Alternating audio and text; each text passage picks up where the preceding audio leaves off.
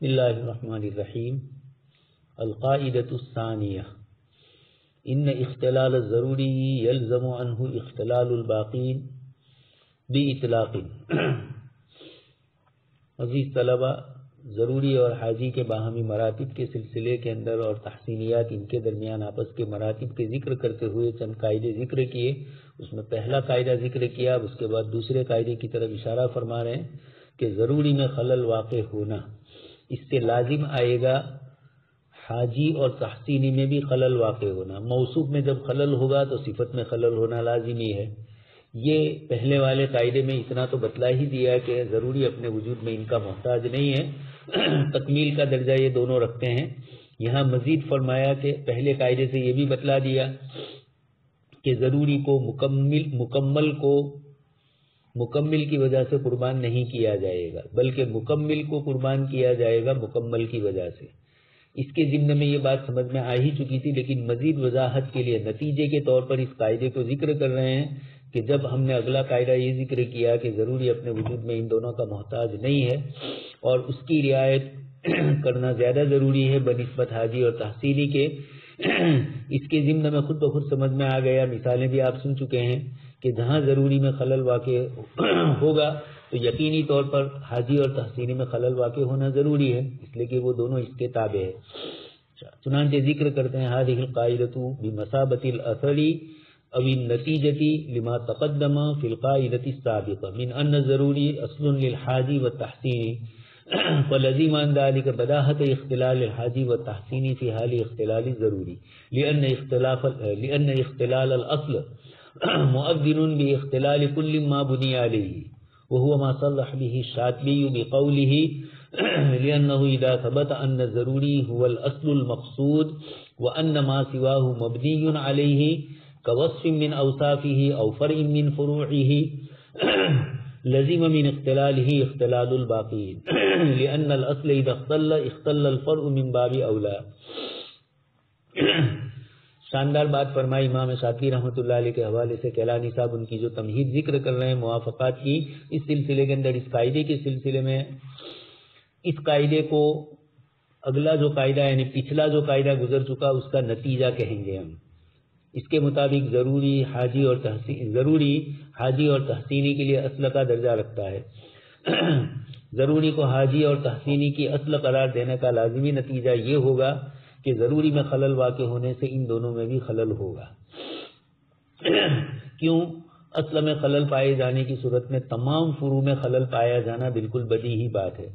امام شاطبی رحمۃ اللہ علیہ نے اسی کو ان انداز میں سمجھایا کہ جب یہ طے ہو گیا کہ ضروری ہی مقصود اصلی ہے اور بقیہ مراتب بطور وصف یا فرع کے اس کے اوپر مبنی ہے، تو اس کا لازمی نتیجہ یہی ہوگا کہ اس میں خلل واقع ہونے سے بقیہ بھی خلل سے محفوظ نہ رہے، اس لیے کہ اصل کے مختل ہونے کی صورت میں فرع کا بدرجہ اولا مختل ہونا لازم آئے گا. اچھا، اس قاعدے کی دلیل کے طور پر چند مثالیں بھی امام شاطبی رحمۃ اللہ علیہ ذکر فرما رہے ہیں.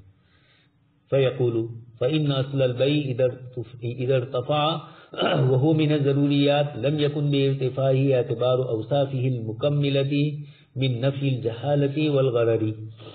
مثال دے کر سمجھا رہے ہیں کہ بے جو انسانی ضروریات میں سے ہونے کی بنیاد پر اصل کا درجہ رکھتی ہے، جب بے ہی کسی چیز کی نہیں ہوئی یا جائز ہی نہیں ہے تو وہاں پر اس کے مکملات کو دیکھنا، مبی کا مجہول نہ ہونا، بے کا دھوکے سے محفوظ ہونا، یہ اس قسم کے جتنے اوصاف ہیں وہ بھی باقی نہیں رہیں گے، اس لیے کہ یہ تو تب آتے ہیں جب اصل کا وجود ہو. اصل ہی کا وجود نہیں ہے، بے ہی نہیں ہو رہی ہے، تو پھر بے باطل کے اندر ہم کس طریقے سے کہیں گے کہ مجہول نہ ہو؟ تو باطل ہی ہے، اس میں دھوکہ نہ ہو، یہ کہنے کا سوال ہی پیدا نہیں ہوگا.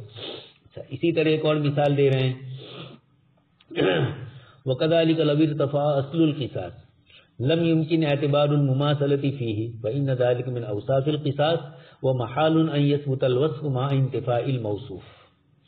ایک اور دوسری مثال دے کر سمجھایا کہ اصل قصاص کا حکم جب باقی نہ رہے، شریعت نے جن مثالوں میں قصاص کا حکم لازمی کہا ہے، جب کسی مثال میں قصاص کا حکم ہی ثابت نہ ہوگا تو یقینی بات ہے کہ اس میں مماثلت کا حکم بھی نہیں ہوگا. مماثلت تو صفت ہے قصاص کی کہ برابری سرابری ہو، وَإِنْ عَاقَبْتُمْ فَعَاقِبُوا بِمِثْلِ مَا عُوقِبْتُمْ، لیکن جب وَإِنْ عَاقَبْتُمْ تم بدلہ لو تب ہے، جب عاقب ہی نہ پایا جائے تو پھر اس کے بعد مماثلت کا سوال ہی نہیں آئے گا.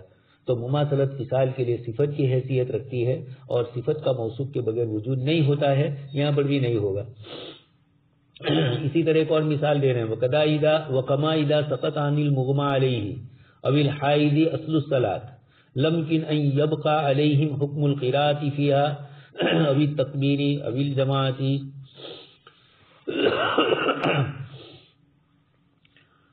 ایک آدمی بے ہوش ہو چکا ہے، ایک عورت حائضہ ہے، اس کے اوپر سے جب اصل نماز ہی ساقط ہو گئی، اب اس کے لیے یہ کہا جائے کہ نماز میں قرات قرآن ساقط ہوگا، تکبیر ساقط ہوگی، جماعت، حدث اصغر اور اکبر سے طہارت، یہ سارے احکام نافذ ہونے کا سوال ہی نہیں ہوگا، اس لیے کہ ان سب کا ترتب تو نماز کی بنیاد پر تھا. اب جب اس پر اصل صلاۃ ہی نہیں ہے تو یہ چیزیں جو اس کے اوصاف صفات میں سے ہے موصوف ہی نہیں ہے تو صفت کا وجود بھی نہیں ہوگا. اب اس کے بعد کیلانی صاحب یہ جو مثالیں امام شاطبی رحمۃ اللہ علیہ نے دی ہے، ان مثالوں پر تھوڑا سا اشکال کر رہے ہیں. خیر، امام شاطبی رحمۃ اللہ علیہ کے زمانے میں فن اتنا منقح نہیں ہوا تھا. آپ ہی وہ ہیں جنہوں نے اتنی تھوڑی کچھ تنقیح کی کہ جس کے نتیجے میں بعد والے کیلانی صاحب کے لیے بھی گفتگو کرنا آسان ہو گیا. تو اگر مثالوں میں کبھی انطباق کے اعتبار سے، نفس مثال مناسبت کے اعتبار سے امام شاطبی نے سمجھائی، فن کا جب ترتیب والا معاملہ ہے، تنقیح والا معاملہ ابھی نہیں ہے. ابھی تو امام شاطبی رحمۃ اللہ علیہ اس قسم کی مثالوں سے قواعد متعین فرما رہے ہیں. تو ایسے موقع پر کسی قاعدے کے اندر مثال کو نفس سمجھانے کے اعتبار سے ہوتا ہے، مکمل مطابقت ہو یہ ضروری نہیں ہے، مناسبت ہونا کافی ہے. اس اعتبار سے اب یہ کہہ رہے ہیں کیلانی صاحب ایک اشکال کر رہے ہیں اور پھر خود ہی اس کی تلافی بھی کر رہے ہیں. لیکن اشکال اپنی جگہ پر اس لیے کر رہے ہیں کہ پڑھنے والے طلبہ جب ان مثالوں کو دیکھے تو اس وقت ان کے ذہن میں اشکال ہو کہ یہ مثالیں تو وہی جو امام شاطبی رحمۃ اللہ علیہ نے یہ ثابت کرنے کے لیے پیش کی تھی کہ ضرورت میں خلل کی صورت میں حاجیات اور تحسینیات میں بھی لازماً خلل ہوتا ہے، اور یہ چیزیں بذات خود حاجیات اور تحسینیات کی قبیل سے ہی نہ ہو بلکہ صرف مکمل کی حیثیت رکھتی ہو. جیسا آپ سن چکے ہیں، ضروری کے مکملات کی دو حیثیتیں ہیں، ایک تو حاجی اور تحسینی، یہ ضروری کے مکمل ہے، اور ایک حاجی اور تحسینی کے علاوہ بھی کچھ مکملات ہے جو ضرورت کی تکمیل کرتے ہیں، اور اس کے باوجود ان کی مثال فقہی جزیات کے اندر نہ حاجیات میں آتی ہے نہ تحسینیات میں آتی ہے. جیسے اوپر والی مثالیں، یہ حاجیات اور تحسینیات میں سے نہیں ہے، مکملات میں سے ضرور ہے لیکن حاجی تحسینی نہیں ہے. تو اس کا جواب یہی دیا جائے کہ امام شاطبی رحمۃ اللہ علیہ نے جو اصول ذکر کیا ہے اس میں تو مکمل اور مکمل کا ذکر کیا ہے. اب اس ضمن کے اندر انہوں نے مکمل کے اعتبار سے یہ مثالیں دی ہے اور قاعدہ جو ذکر کیا اس کے اندر ضروری حاجی اور تحسینی کا نام لیا. تو عموم سمجھ لیں ہم حاجی اور تحسینی میں کہ ضروری میں خلل واقع ہونے کا لازمی نتیجہ یہ ہے کہ اس کے جتنے مکملات ہوں گے، چاہے وہ حاجی تحسینی میں سے ہو چاہے حاجی اور تحسینی میں سے نہ ہو، تب بھی ان کے اندر خلل واقع ہونے سے ان میں بھی خلل واقع ہوگی. اور اب یہ مثالیں ہمیں جو دی ان مثالوں میں حاجی تحسینی مثال میں نہیں آتے ہیں، لیکن نفس مکمل ہونے کے اعتبار سے یہ چیزیں مکمل ہے. تو قاعدہ تو مکمل اور مکمل کا ہے. یہ الگ بات ہے کہ امام شاطبی رحمۃ اللہ علیہ نے قاعدے میں ضروری کے مقابلے میں حاجی اور تحسینی کو لیا. اگر وہ مطلق مکمل کہہ دیتے تو اشکال نہ ہوتا. اس کی مثال دے کر سمجھا رہے ہیں. هذه هي الأمثلة التي يسوقها الإمام الشاطبي لبيان اختلال الحاجيات والتحسينيات عند اختلال الضروريات، غير أن بالنظر إليها لا نزيدها من الحاجيات ولا التحسينيات ولكنها من مكملات الضروريات. حاجی تحسینی کی مثالیں یہ نہیں ہے، یہ مطلق مکملات کی ہے. اس کی دلیل سمجھا رہے ہیں.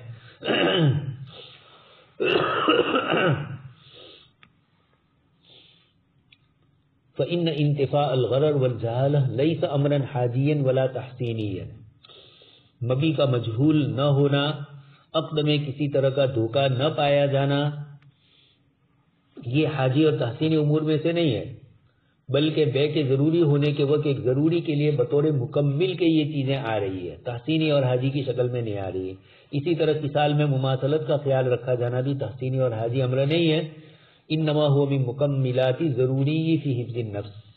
یہ بھی حفاظت نفس کے اندر جو ایک ضروری ہے اس کے لیے بطور مکمل کے یہ آیا ہے، قصاص کی مماثلت کا معاملہ بھی۔ اچھا یہی حال آگے اس کے بعد جو مثالیں ذکر کی تھی، والامر متحقق فی الطہارۃ والتکبیر فانها مکملات للصلاۃ او مکملات للضروری ولیست امورا حاجیا، یہاں بھی یہی ہے، طہارت اور تکبیر جیسے احکام یہ نماز یا بالفاظ دیگر ایک ضروری کے مکمل کی حیثیت رکھتے ہیں، حاجی امور میں سے نہیں ہے، لہذا اس قاعدے کی مثال میں ان چیزوں کو پیش کرنا قانونی طور پر صحیح نہیں ہے جب یہ بقیہ دونوں میں بھی خلل واقع نہ ہو۔ یلزم عنہ اختلال الباقین بھی اطلاقین، یہ جو عبارت ذکر کی اس کی بنیاد پر، ورنہ اگر یہ کہتے ان اختلال ضروری یلزم عنہ اختلال مکملین تو کوئی اشکال نہ ہوتا۔ خیر یہ گفتگو تو آپ سن ہی چکے ہیں۔ ہو سکتا ہے کہ امام شاطبی رحمۃ اللہ علیہ نے یہ مثالیں اسی لیے ذکر کی ہو تاکہ اس سے یہ ثابت ہو کہ مکمل میں خلل پائے جانے سے مکمل بھی مختل ہوتا ہے، بس اتنا کہنا چاہ رہے ہیں۔ اب چاہے وہ حاجی اور تحسینی کی شکل میں ہو، چاہے حاجی اور تحسینی کے علاوہ دیگر مکملات کی شکل میں پایا جاتا ہو، لہذا مکمل کی بابت مدعا ثابت ہو جانے سے حاجیات اور تحسینیات کی بابت بھی مدعا ثابت ہو گیا۔ امام شاطبی رحمۃ اللہ علیہ تو مکمل اور مکمل کی بحث کرتے ہیں، اور چونکہ حاجی اور تحسینی نہ ہونا یہ کوئی ضروری نہیں ہے کہ مکملات میں سے نہ ہو، دوسری چیزیں بھی مکملات میں سے ہے، اس لیے قاعدے کے اعتبار سے یہ بات صحیح ہے۔ البتہ امام شاطبی رحمۃ اللہ علیہ کو ان مثالوں کے ذکر پر صرف مثالوں کو ذکر کرنے پر اکتفا نہ کر کے ہوئے وضاحت کرنی چاہیے تھی کہ یہ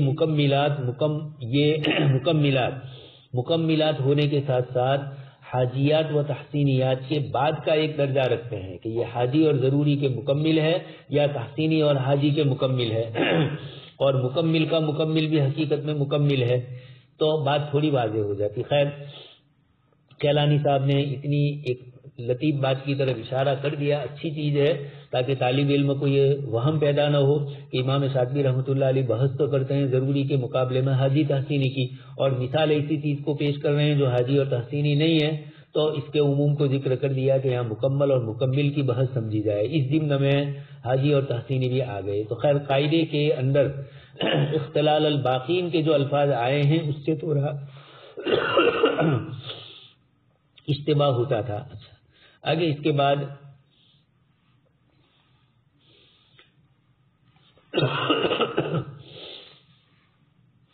ولكن هذا لا يقده بحال بصحة القاعدة أو ينقص من مكانتها واعتبارها، ذلك أنها قاعدة منطقية عقلية، فما دام الضروري أصلا لغيره فلا بد أن يختل ما يبنى عليه هذا الأصل باختلاله۔ اس سے قاعدے کی صحت اور اس کی اہمیت پر کوئی اعتراض نہیں پڑے گا جو قاعدہ امام شاطبی نے ذکر کیا، اس لیے کہ یہ بات بالکل عقلی اور منطقی ہے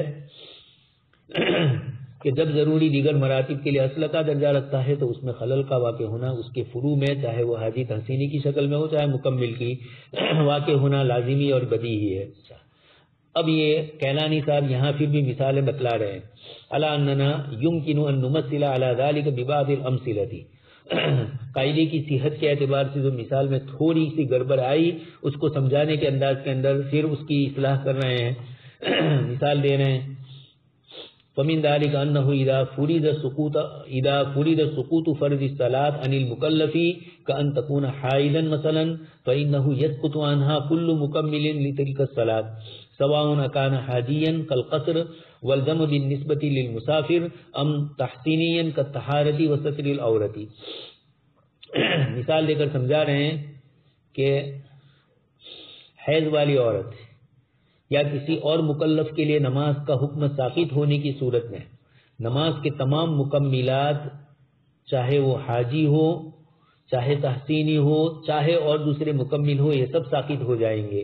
اب حاجی کی مثال دے کر سمجھا رہے ہیں جیسے مسافر کے لیے قصر وغیرہ کی اجازت، یہ حاجت کے درجے میں ہے، مشقت آ رہی ہے اور حاجی مشقت ہی کے ساتھ وابستہ ہے، یا تحسینی مزید اس کے اندر پختگی پیدا کرنے کے لیے تو جیسے طہارت اور ستر عورت۔ تو اب یہ مثال دونوں برابر ہو گئی، ضروری اور اس کے مقابلے میں حاجی اور تحسینی آ گئی، تو قاعدے میں جو لفظ ذکر کیا ہے اس کی مطابقت صحیح ہو گئی۔ اسی طرح دوسری مثال دینا وکذالک اذا ارتفع اصل البیع، جب اصل بیع ہی دونوں کے درمیان مرتفع ہو گئی، اٹھ گئی، تو جو ضرورت کا درجہ رکھتی ہے وَاعْتَبَرْنَاهُ ضَرُورِيًّا تَسَقَطَ بِسُقُوطِ هَذَا الْأَصْلِ مَا عَدَاهُ مِنَ الْمُعَامَلَاتِ الْحَاجِيَّةِ كَالسَّلَمْ وَالْقِرَاضِ وَالِاسْتِثْنَاءِ وَغَيْرِهَا. یہ مثال دے کر آپ نے سمجھا دیا. خیر قاعدہ تو آپ سمجھ ہی چکے ہیں، مکمل کے اندر عموم ہے، چاہے حاجی تحسینی ہو چاہے ان کے علاوہ ہو. لیکن چونکہ مصنف نے حاجی تحسینی کا ذکر کیا تھا تو کیلانی صاحب نے انہی کی مثالیں دے کر اس کو واضح کر دیا. ثانیاً تفنید شبہ قد ترد علی القاعدہ. اس قاعدے کے اوپر جو ذکر کیا کہ ضروری میں خلل ہونے سے مکملات میں بھی خلل ہو سکتا ہے، اس لیے کہ وہ اصل ہے اور یہ اس کے تابع ہے. اصل میں خلل تابع میں بھی خلل لاتا ہے.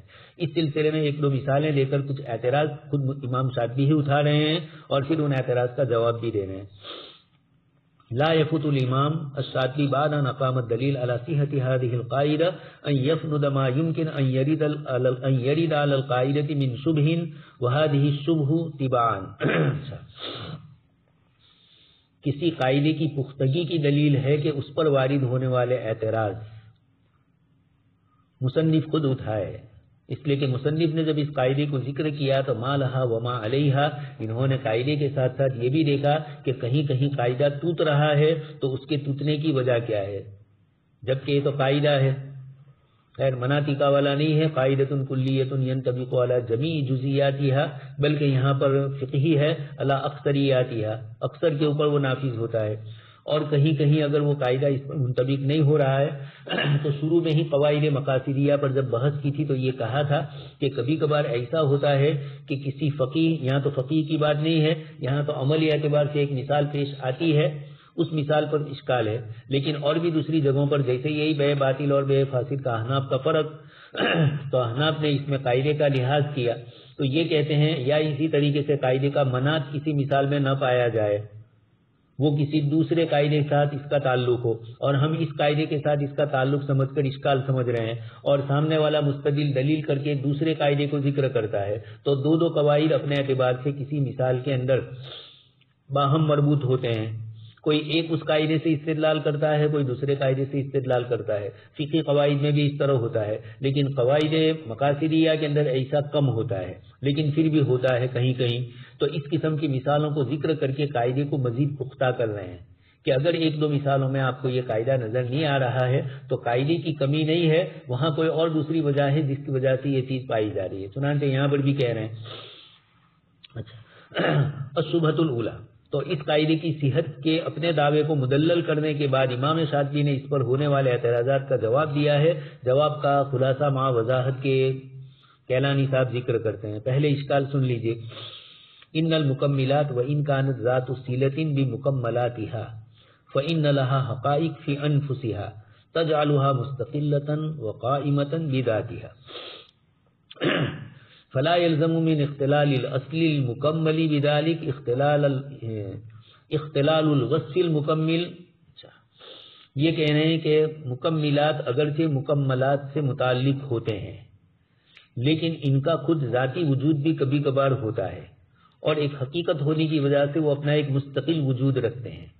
لہذا کبھی ایسا ہو سکتا ہے کہ اصل میں خلل واقع ہونے سے یہ ضروری نہیں ہے کہ وصف میں بھی خلل ہو، اس لیے کہ وصف ایک حیثیت سے تو وصف ہے اور دوسری حیثیت سے وہ مستقل اصل ہے.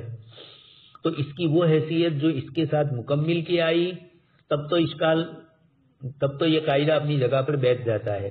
لیکن اگر اس کی مستقل وجودی حیثیت سمجھ رہے ہیں آپ مکمل کی بھی، اور اب مکمل پھر بھی پایا جا رہا ہے مکمل نہ پائے جانے کے باوجود، جیسے مثال دی انہوں نے الطہارۃ مع الصلاۃ فقد توجد الطہارۃ بدون اصل الصلاۃ رغم ان الطہارۃ وصف مکمل للصلاۃ ولا يلزم من ارتفاع الصلاۃ ارتفاع الطہارہ. بہت اچھی مثال دے کر سمجھایا کہ نماز کے لیے طہارت ایک مکمل کی حیثیت رکھتی ہے، لیکن ہم دیکھتے ہیں کہ ہم باوضو ہوتے ہیں بسا اوقات، لیکن بغیر نماز کے، یعنی طہارت یہ تابع ہے صلاۃ کے، صلاۃ کے وجود کے بغیر طہارت کا وجود مستقل پایا جاتا، تو یہ قاعدہ ٹوٹ گیا. لہذا نماز کے عدم وجود کا لازمی نتیجہ تو طہارت کا عدم وجود ہونا چاہیے، لیکن طہارت معتبر سمجھی گئی. تو طہارت یہ تابع ہے. اس کا جواب امام شاطبی رحمۃ اللہ علیہ نے دیا کہ اگرچہ آپ کو یہاں مکمل اپنے وجود میں مکمل کے بغیر بھی نظر آ رہا ہے، نماز نہیں پڑھی جا رہی ہے اور طہارت پھر بھی پائی جا رہی ہے. اس کے دو جواب امام شاطبی رحمۃ اللہ علیہ دیتے ہیں. اس اعتراض کا جواب جو امام شاطبی رحمۃ اللہ علیہ نے دیا بأن المکملات كالطہارۃ والقراءۃ والتکبیر بالنسبۃ للصلاۃ لها اعتباران. یہ جو مکمل ہے اس کی دو حیثیتیں ہیں. ایک تو آپ نے جو بتلائی وہ حیثیت کہ وہ موصوف کے تابع صفت کے درجے میں ہوتا ہے، اور جب صفت موصوف نہیں پائی جائے گی تو نہیں پایا جائے گا تو صفت بھی نہیں پائی جائے گی. لیکن دوسری ان کی ایک مستقل حیثیت بھی ہم نے مانی ہے. اس وقت ان کا تعلق طہارت سے نہیں ہوگا، اس وقت ان کا تعلق ایک مستقل الگ وجود کے اعتبار سے ہوگا.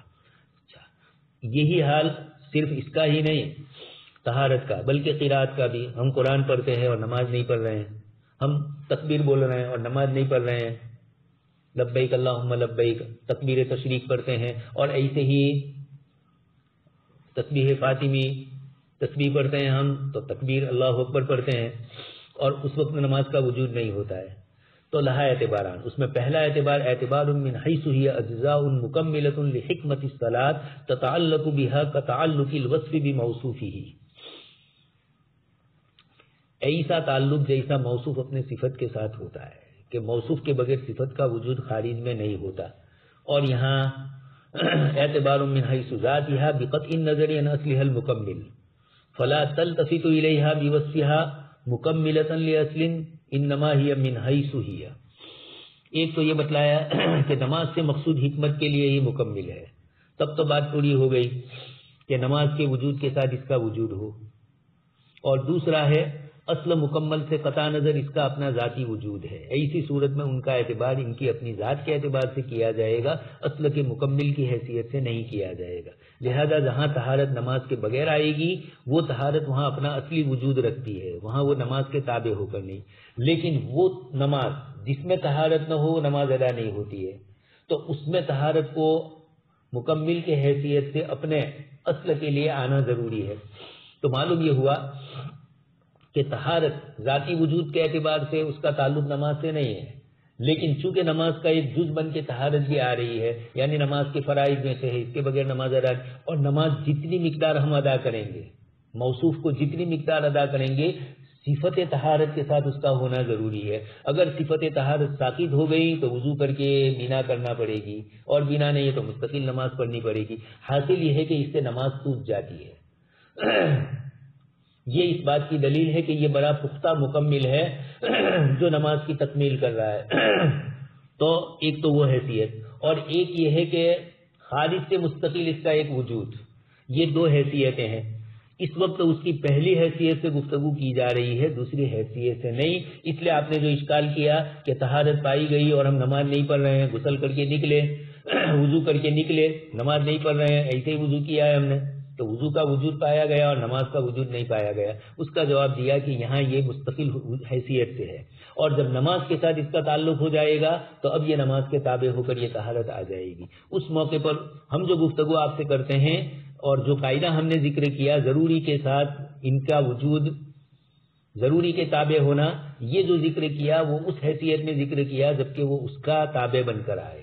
لیکن اس کی ایک دوسری حیثیت مستقل ہونا ہے. جب یہ مستقل ہو کر آیا تو ہمارا قاعدہ اس کے ساتھ عمل نہیں کرے گا، اس لیے کہ یہ مکمل ہے ہی نہیں، یہ تو اپنے وجود کے اعتبار سے آیا ہے، ذاتی اعتبار سے.